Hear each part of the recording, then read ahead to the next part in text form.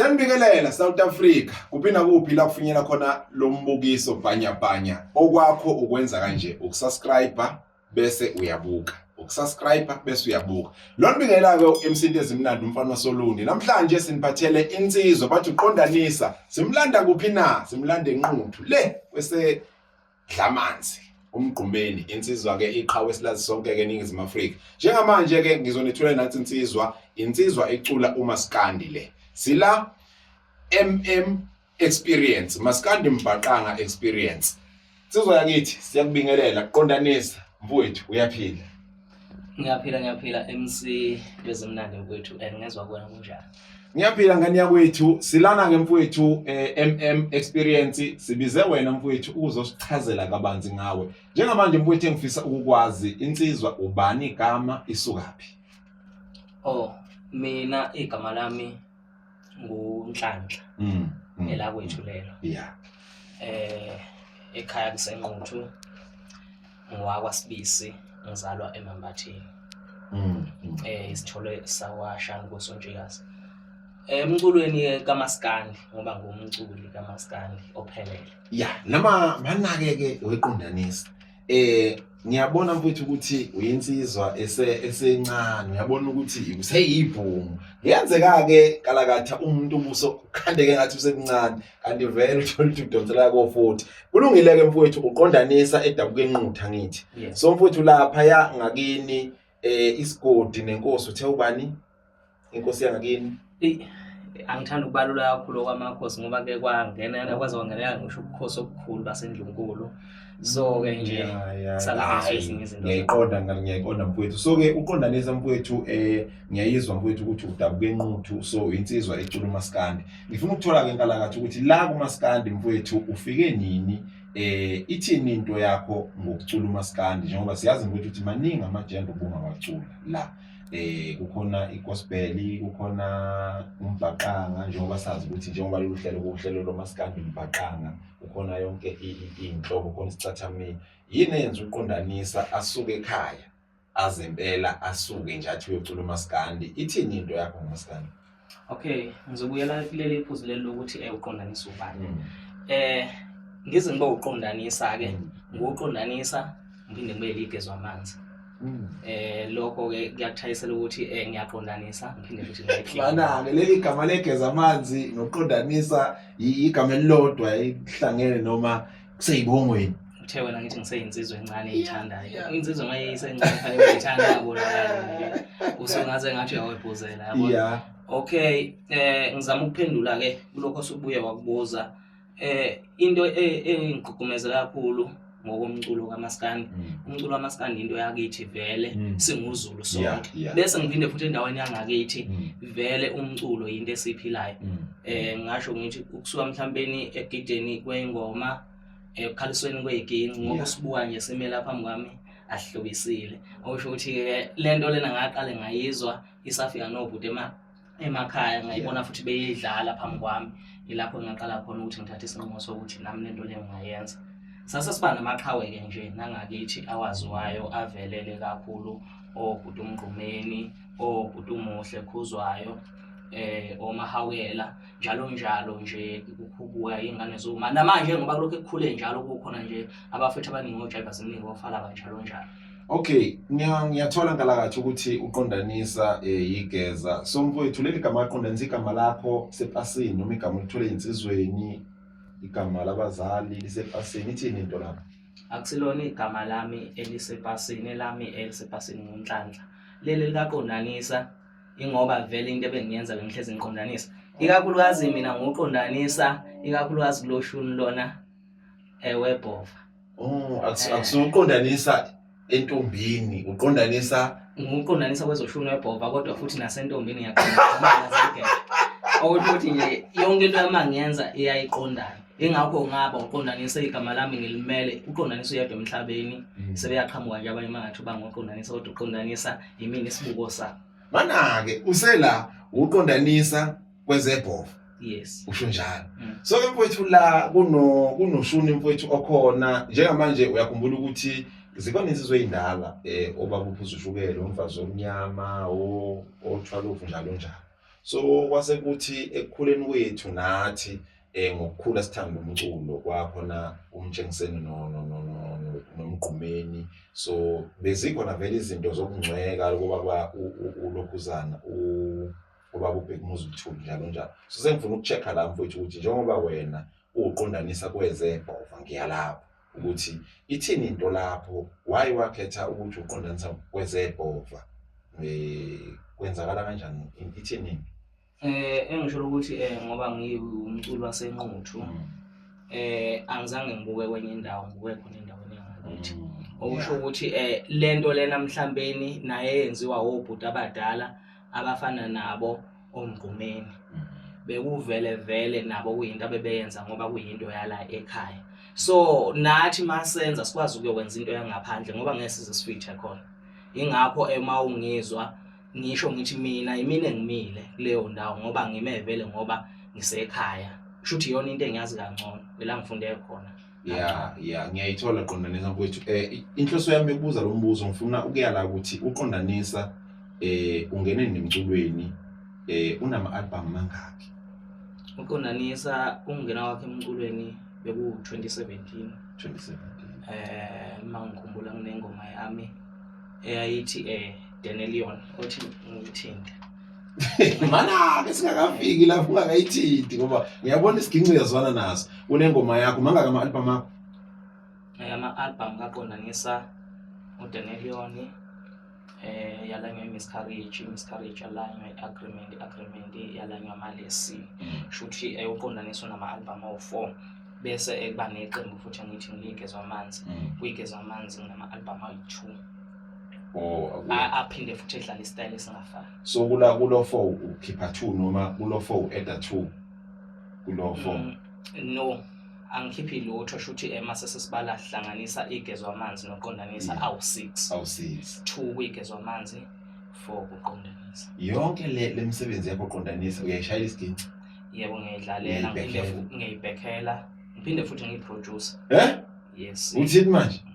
Ngiyibhekhela ngiyiproduce, ngiphinde futhi ngikwazi futhi ukuthi ngishintshe istyle sesandla uma ngidlala. Noma kuthiwa ngiyathasha la, ngithashela istyle segezwa amanzi uzozwa nanendlela engithinta ngayo umuntu wazi isiginci obukele lana uzosho ukuthi akusesiwona ulokhonjana ushuna ka udlala qondanisa.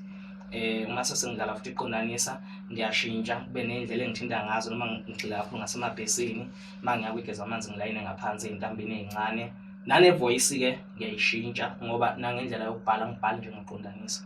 Igezwa amanzi fanele ngibhale ngelinye style ngoba lisuke lihlukile kakhulu. So qondanisa mfowethu la njengoba kwanakho nje ukudidadideka la njengoba uwumculi lapha kwahamba ibhova. Ithini into laphana ngathi uyathinteka eqedelweni kwengoma zebhova secret angithi ingoma yakho emagcineni. Ithini into lapho? Wayithinta lo ndaba? Okay, ngizoyiphendula noma ingangidingi mina. Kodwa ngoba wena usungibuzile ngizoyiphendula nami ngeyami indlela. Angithanda ukuthi ngixele yakho lemsebenzini kaMgqumeni ngoba uMgqumeni wayihlakula indlela yakhe wayiqeda. Kodwa ukuba khona kwamaye ngoba mhlambeni ngithi mina ngenza imisebenzi kaMgqumeni. Mina ukuphinde nami ngigcwalisele lokho ayekwenzile njengomuntu wayeliqhawe ngoba uyiliqhawe sasembuka akhona futhi namanye amaqhawe amakhulu afana noShwi nawo futhi esiwathandayo. Kodwa ke sengiyabuyela emsebenzini wokuqedelwa kaMgqumeni.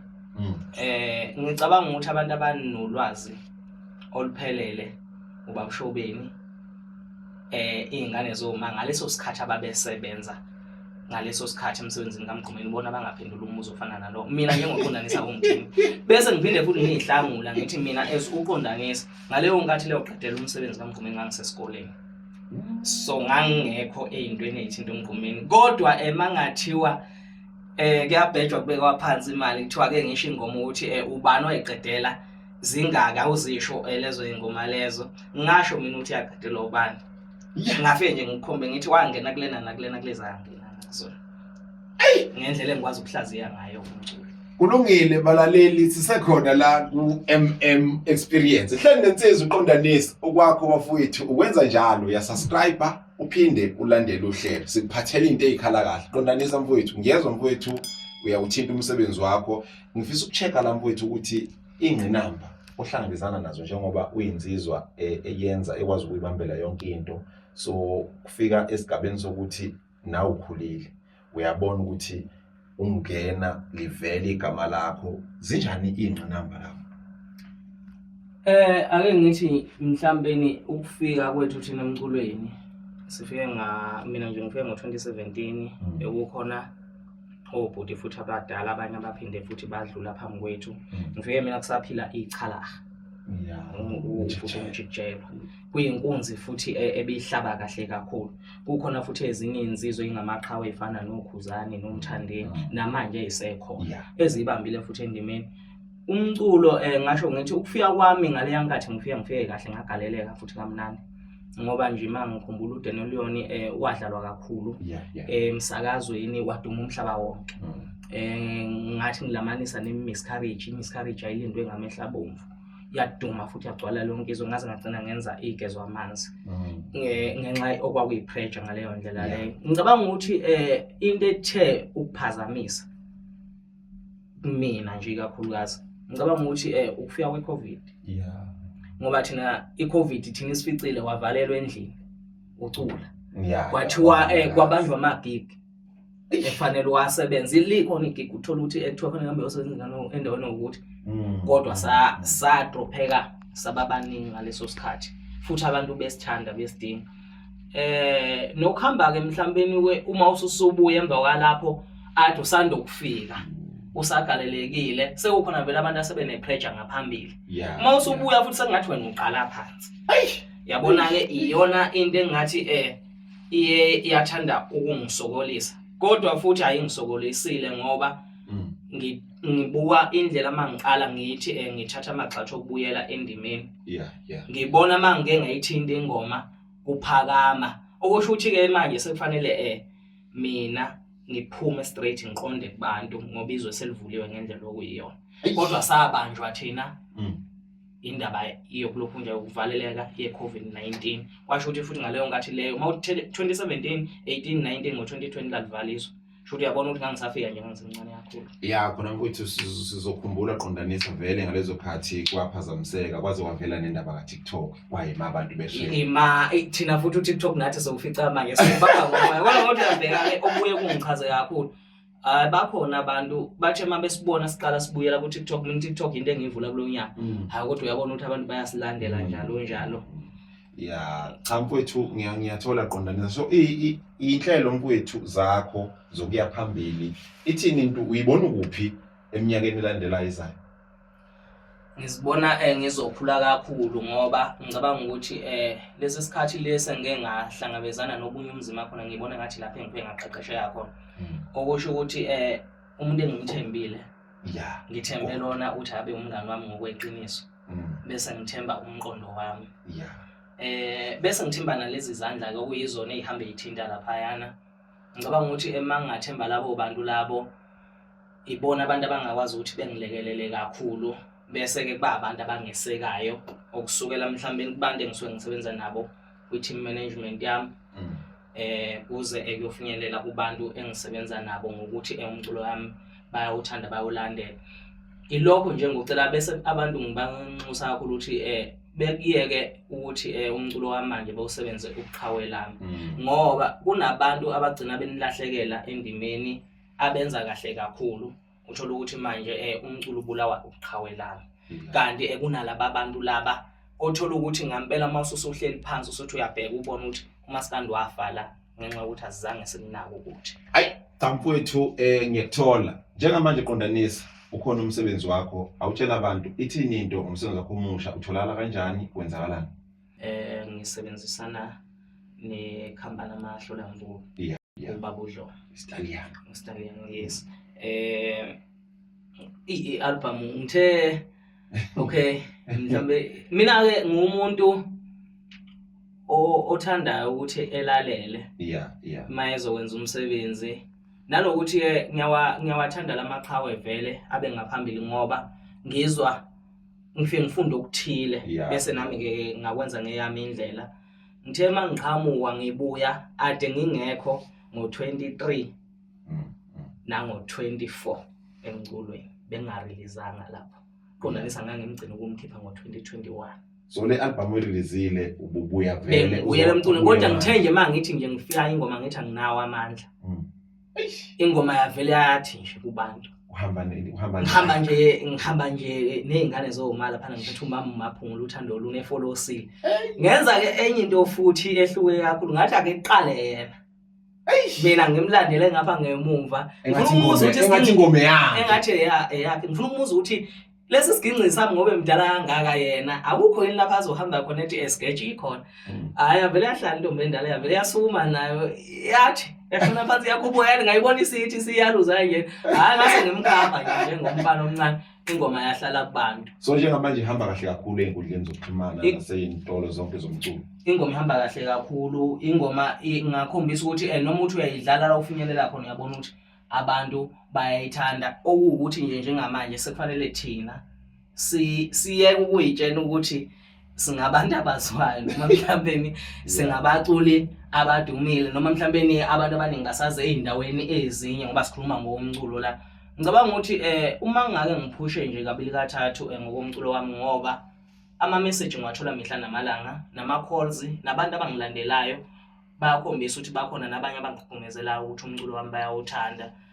Uthandwa ngisho nabantu abancane nasebekhulile.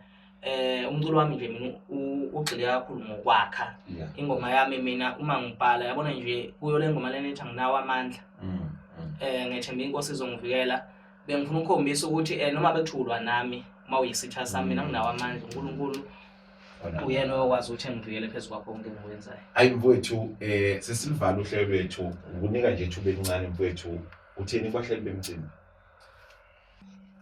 Kubahleli bemcimbi engiphamisayo nje kakhulu ngiyacela ukuthi besiqashe ngoba basuke benikeziwe amandla ukuthi abaqasha abaculi.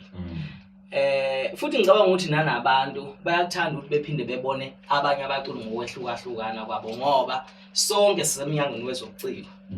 So siyacela ukuthi nathi beliphamise igama lethu njengoqondanisa. Hayi ukuthi ngoba nakwafika iCovid-19 shothi ngale kwasavala endlini lokho engavalela angizange ngisaphuma. Cha sengiphumile njengamanje sengiyithindithile. Ikhona ingoma yami inamandla ngizobuya futhi iminyaka yonke ngilokho engwenzile umsebenzi okuyiwona ukuze ngizokwazi ukuthi ngiqhubeke ngenze lo msebenzi lona okuyiwona ukuthi umhlelo omcimbi engangikhohlwa ngaphandle ukuze ngizokwazi ukuthi ngilokho ngiqhubekile ngirecord ama album ngijabulisa abantu. Ngiphinde futhi engizocela lapha yana ezikhundleni zikahulumeni. Siyacela ukuthi makube benze imicimbi laba sobe beyenza khona nathi abasibize.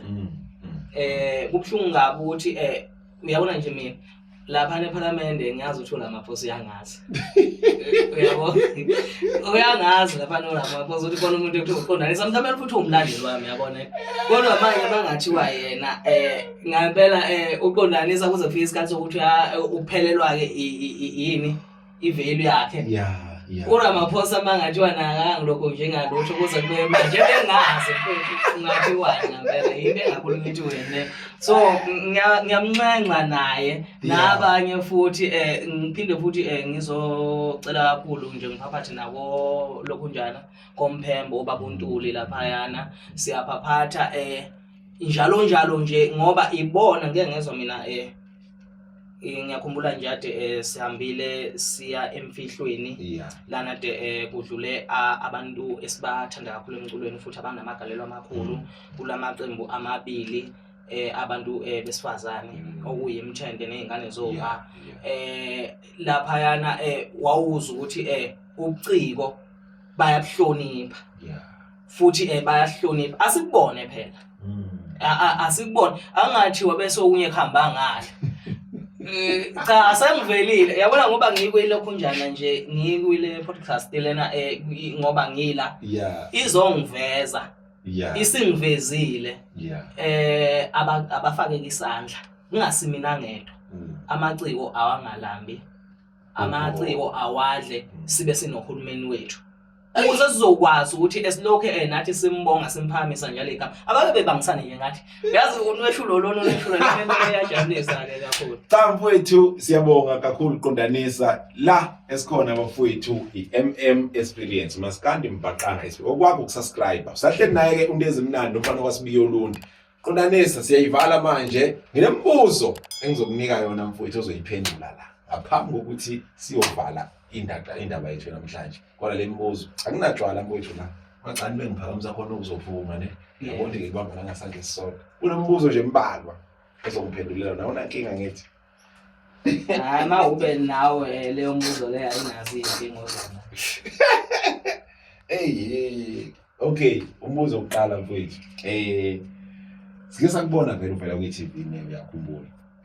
So abantu ke uma wenza into enhle baye benze nje abenze nje. So ufuna ukuchecka ke mfowethu ukuthi njengoba uvela lapho unesithembu ngabe uthwele ngoba phela umuntu onemali la omnyama usuke ethwele ngabe uthwele noma into nje ithini into la mangikhumbula ukufinyelela ezintweni ezifana nezesithembu kumina kuumlando ngoba lo yamlando lapha na ugugi uyohlezi ukhona ngisho izingane nami eziyofika zithi baba kumina noma esezikhona ziyofika zazi ukuthi ubaba silokho sambuka wayenze nje ngiyahlangana naye nezinkinga namashaka leziyofika zithi mama shouldn't akho lutho cha zikhona izingane okwesithembu into esekhaya ubaba ongizalayo unesithembu ubaba unoMamchunu ubaba unoMasithole ubaba unoMamvungande ebe nezintombi futhi bese nathi nje ukuzaleka nje kwethu sibaningi mhlambe nje kubaba masibeka nje kuyathiwa esendeni singabala mhlambe ukuthi siyafika ku30 yes mara ukuthi singafika ku30 nje okusho ukuthi naye ewubaba ekhaya nomkhulu naye vele kwakunjalo enogogo ukaMaximba yabona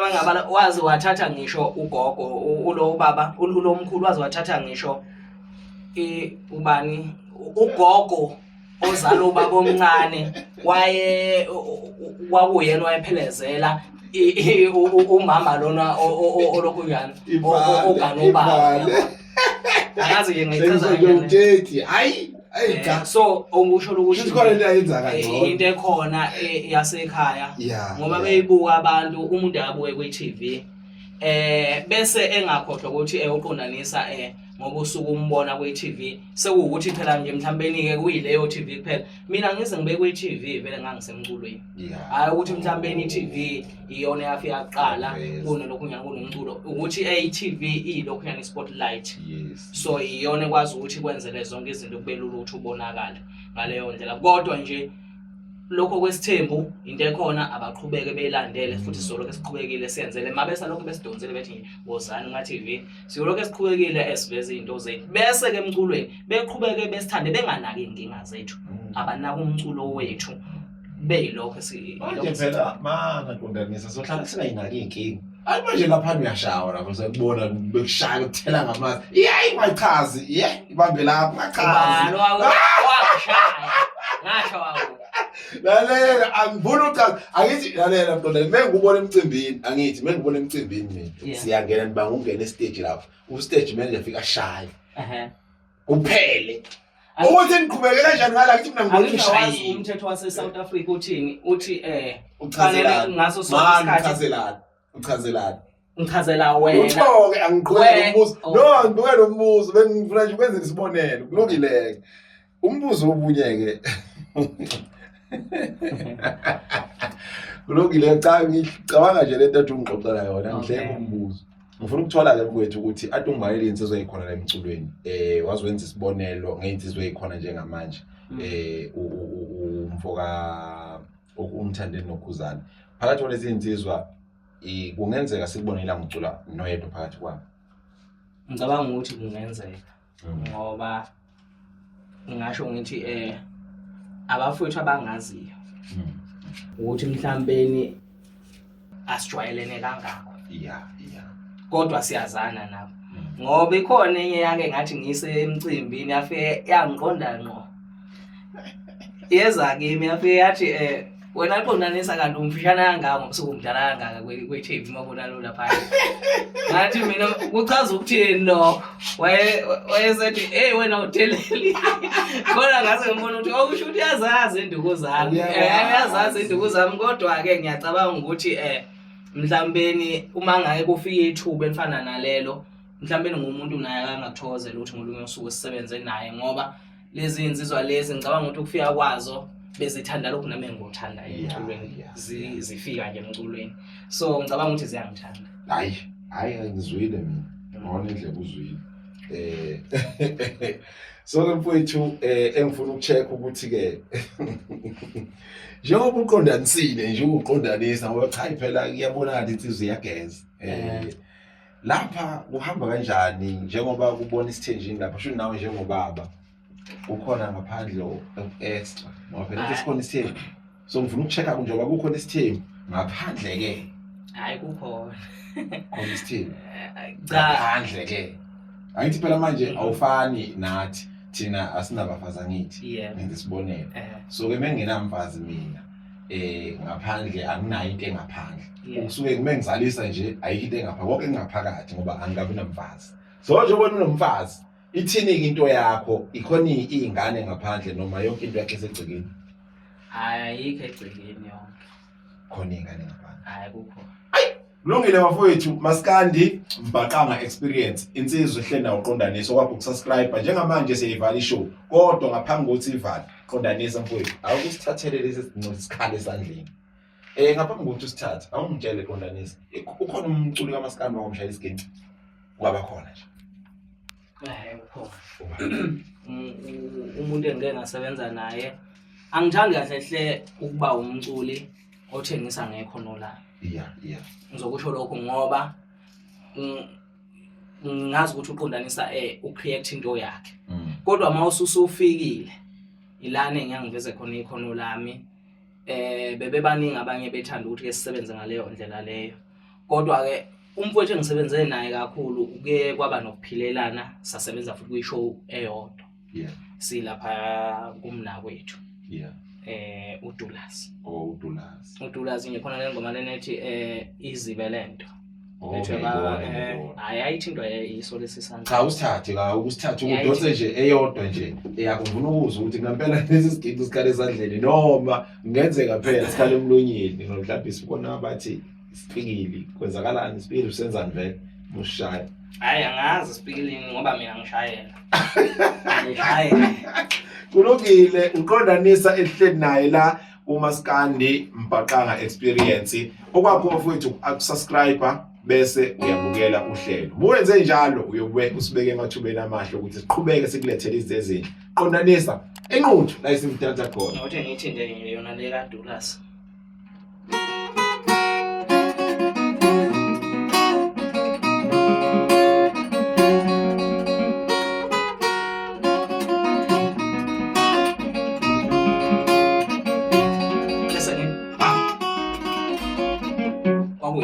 makhona lawo eshaya imike lapho ngiyezuyela lapha ngithi jike lento bese ngibuyela ke ngiza ke ngithi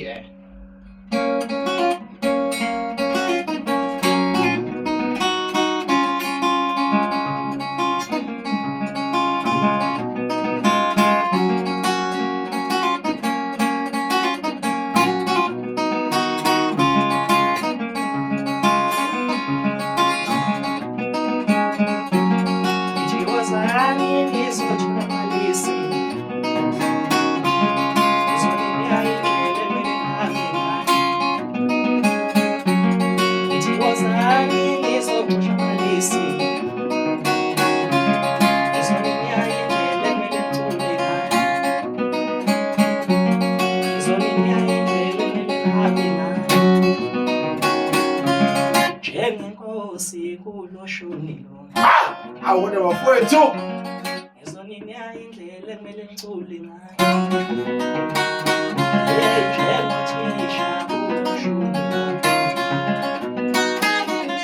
hayi ungahlala ungayo subscribe bafowethu, uhambe usubscribe ipage lethu, uhambe olalela umculo kaQondanisa. Thina kwethu ukuthi sikuphe into enhle. Njengamanje siyayivala ishow. Qondanisa sikhale esandleni khona nje ngizocela nje ukuthinta kancane ingoma yokugcina engihamba kuyo noma maphungula okuyiyona ethe mangibuya ngayibona abantu beyiphamela kulisuku nasiya